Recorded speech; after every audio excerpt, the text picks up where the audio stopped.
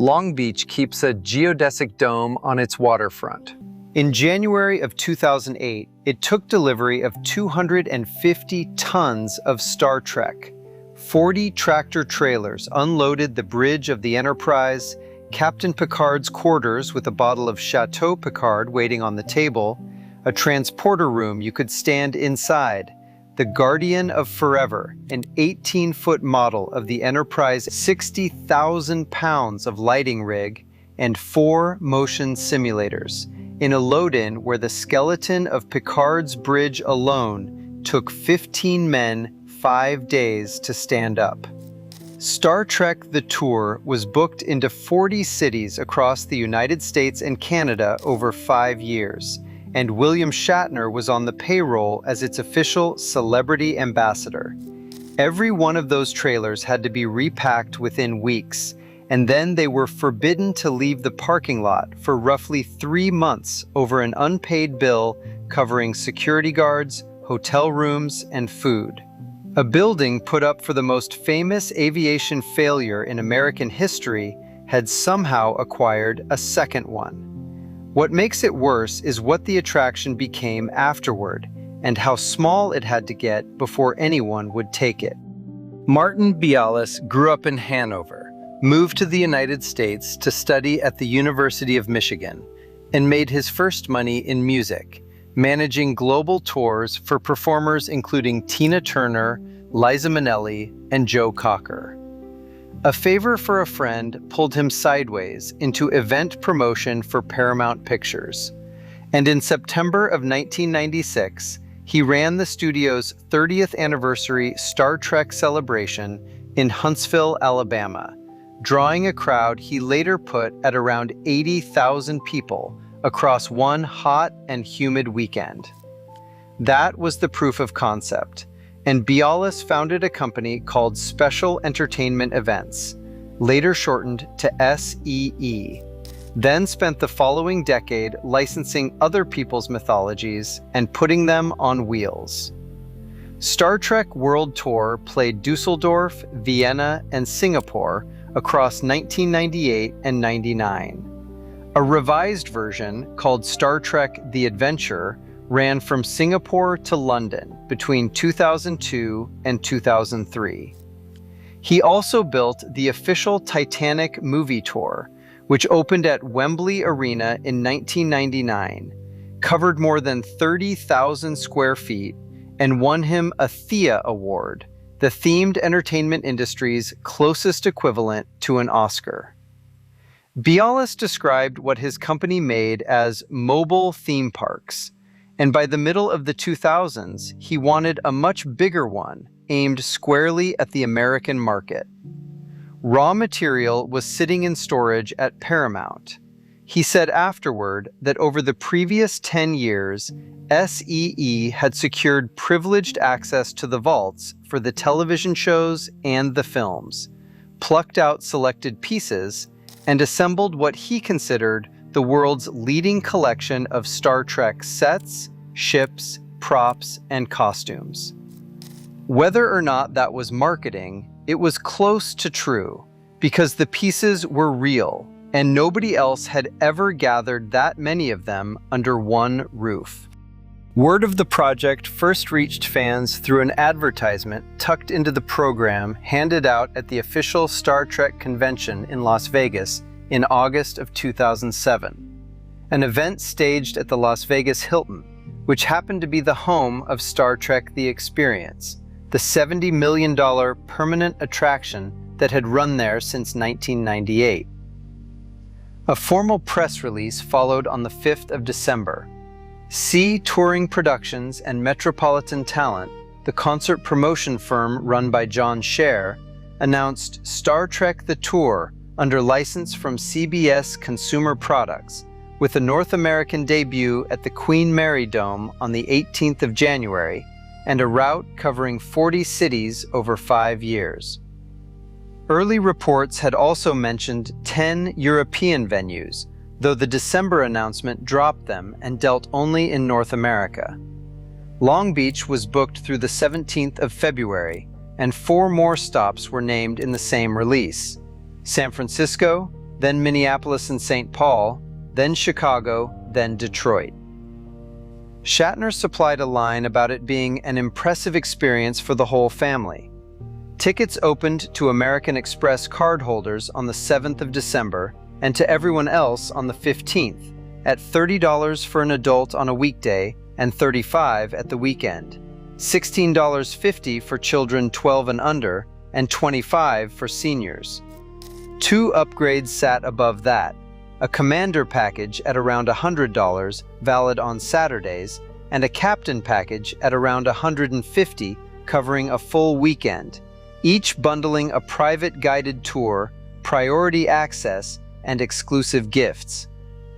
Doors would be open 7 days a week, from 10 in the morning until 8 at night on weekdays and until 10 at the weekend.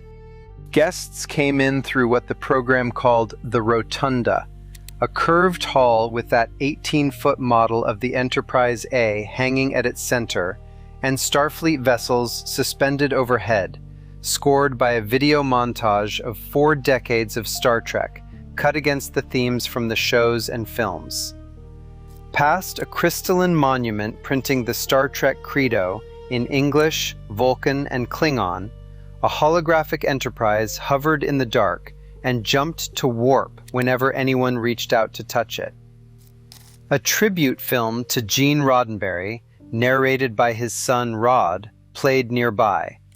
Then came the original series bridge, with Kirk's command chair open for photographs, and a compositing rig that dropped Spock, Scotty, and McCoy into the picture beside you.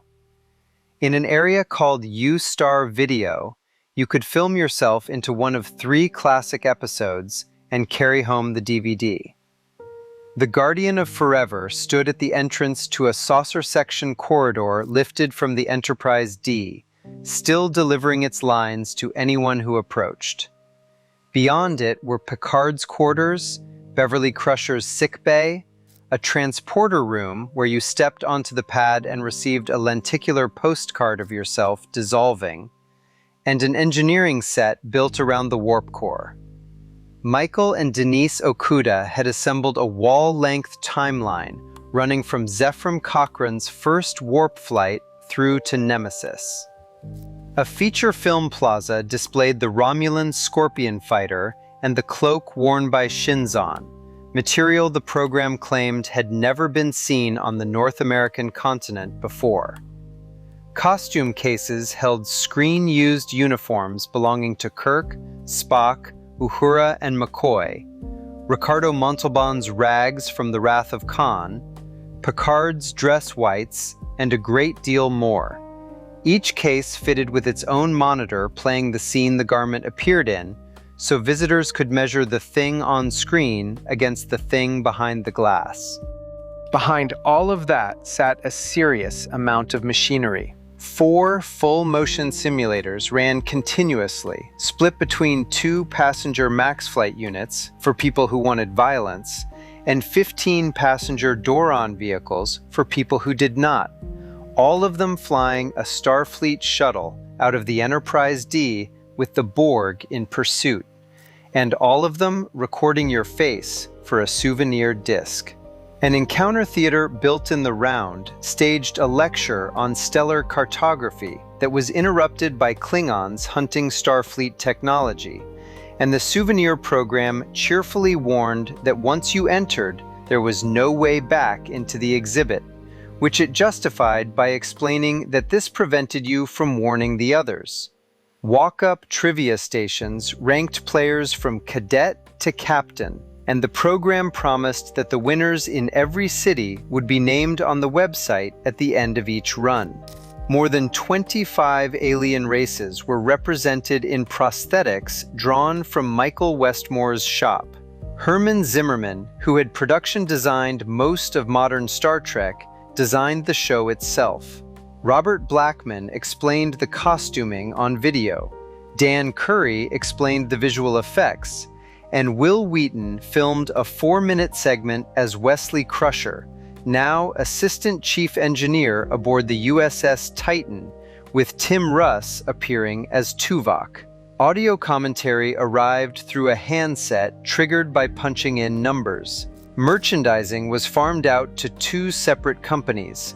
Catering was credited to Wolfgang Puck on a page of the program that also advertised Klingon blood wine and fresh Pipius claw.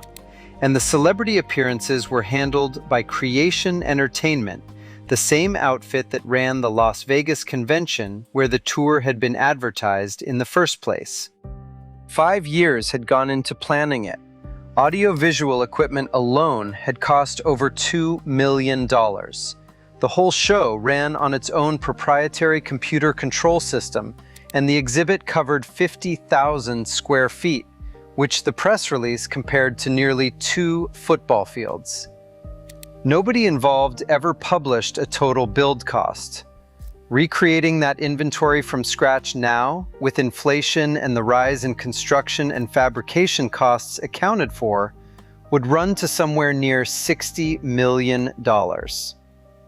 On the 17th of January 2008, the press got in first, and Shatner posed for photographers in the captain's chair under the dome. Doors opened to the public the following day. What none of the marketing acknowledged was that Star Trek in early 2008 was at the lowest ebb it had reached in 20 years, with Enterprise canceled in 2005 and Nemesis having underperformed badly 3 years before that. For the first time since 1987, no Star Trek series was in production anywhere on the planet, and no film was shooting either, and the J.J. Abrams reboot was still 16 months from release. Star Trek: The Experience in Las Vegas, the attraction that had absorbed a decade of the franchise's tourist traffic, was 4 months away from being publicly reported as in doubt over falling attendance. Economics were not helping either, since the National Bureau of Economic Research would later date the start of the recession to December of 2007, 1 month before the Dome opened. A family of 4 at weekend prices was looking at well over $100 before parking, food, or simulator souvenirs for a property that had produced no new television or film in 3 years.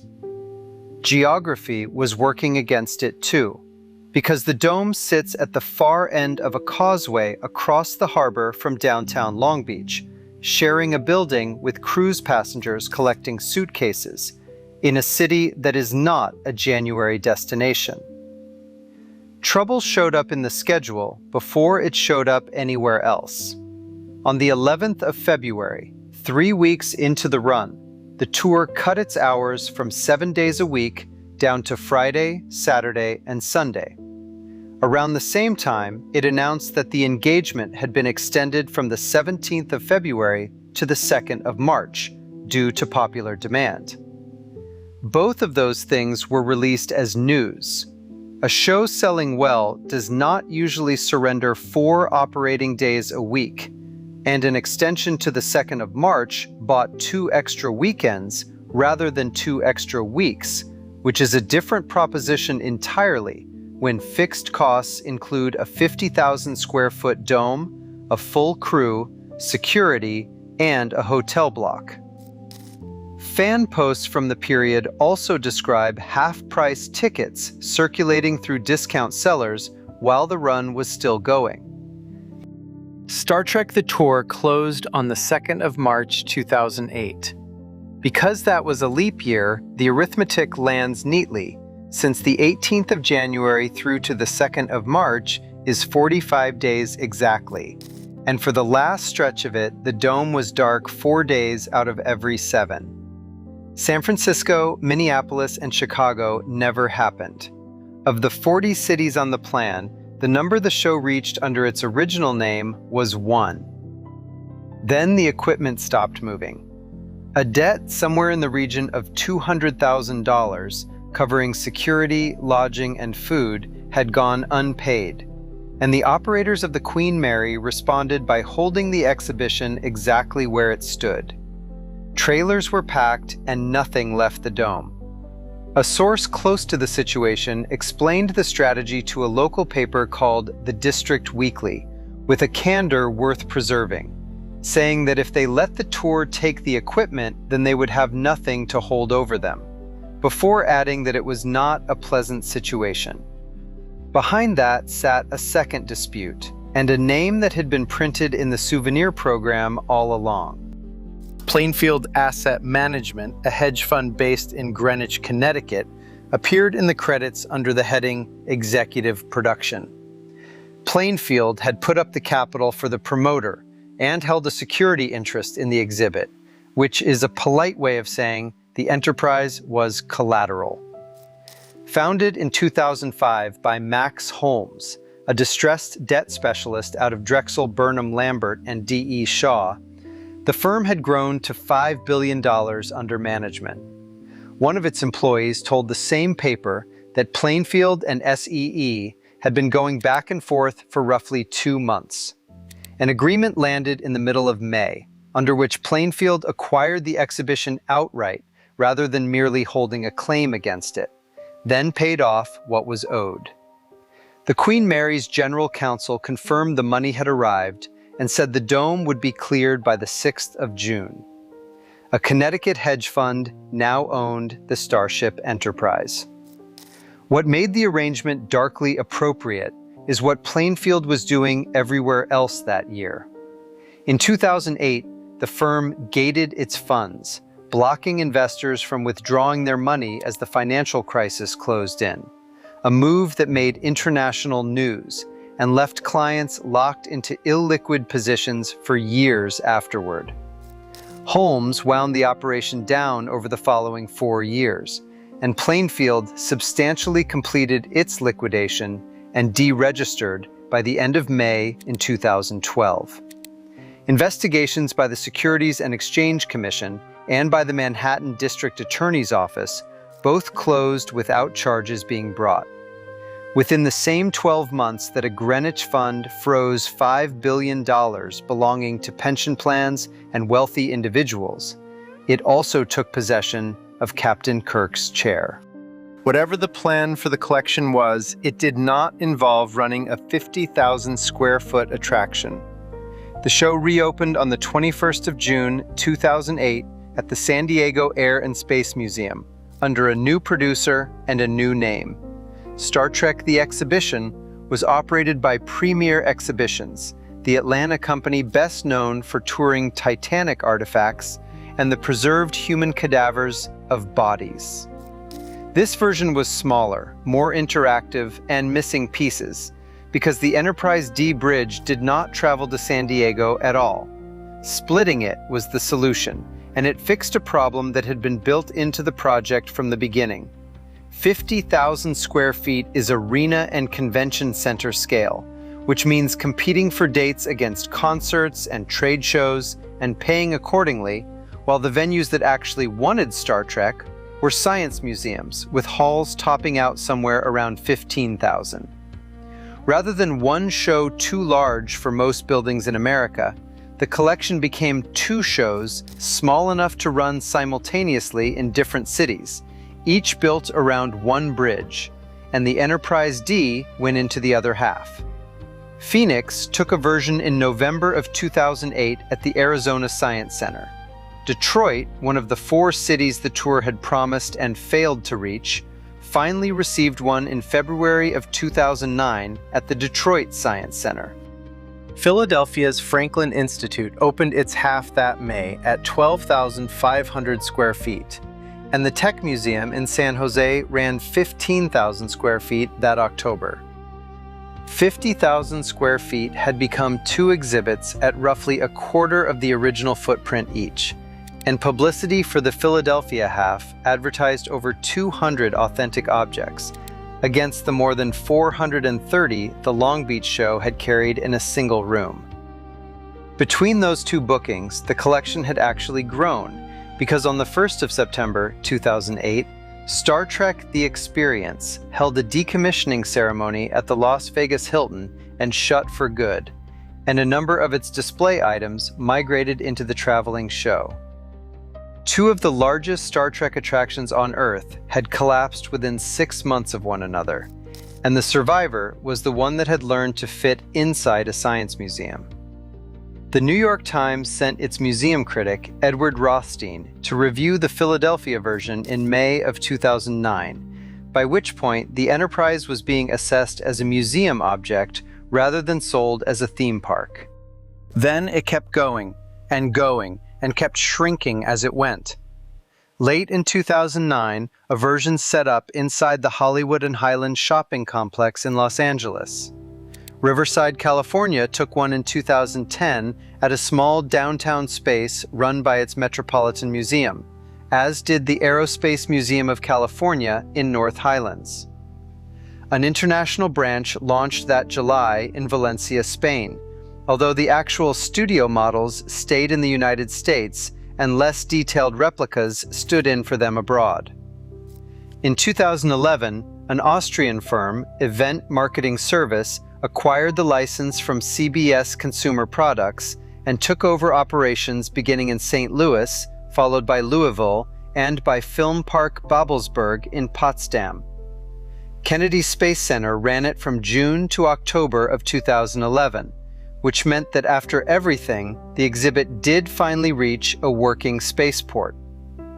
Orlando followed in 2012, then Vancouver, then Kuala Lumpur that December, then Jakarta in 2014.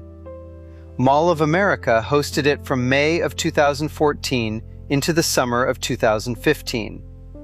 That September, it ran for 17 days at the Washington State Fair in Puyallup, which is where a show conceived as a 5-year national tour eventually turned up, on a fairground. Shanghai took a run in 2016. Counting venues instead of promises, the exhibition played roughly 20 locations across 8 years, against an original plan of 40 cities in 5. Institutions kept falling over behind it. The Detroit Science Center closed in September of 2011 with around $10 million of debt, and its own management pointed to plans for building 2 national traveling exhibitions as part of the strain, before a rescue and a rename to the Michigan Science Center brought it back. Premier Exhibitions, which had relaunched the show in San Diego, filed for Chapter 11 bankruptcy protection in June of 2016, citing a Saturday Night Live exhibition in New York that its own filing described as incredibly unprofitable. And the audience the tour had been built for arrived exactly too late to be of any use, because on the 8th of May 2009, 15 months after the dome went dark, J.J. Abrams released Star Trek, which took $257 million domestically and $385 million worldwide, and made the franchise commercially fashionable for the first time in a decade. Everything Star Trek the Tour had been assembled to capitalize on showed up shortly after it stopped existing.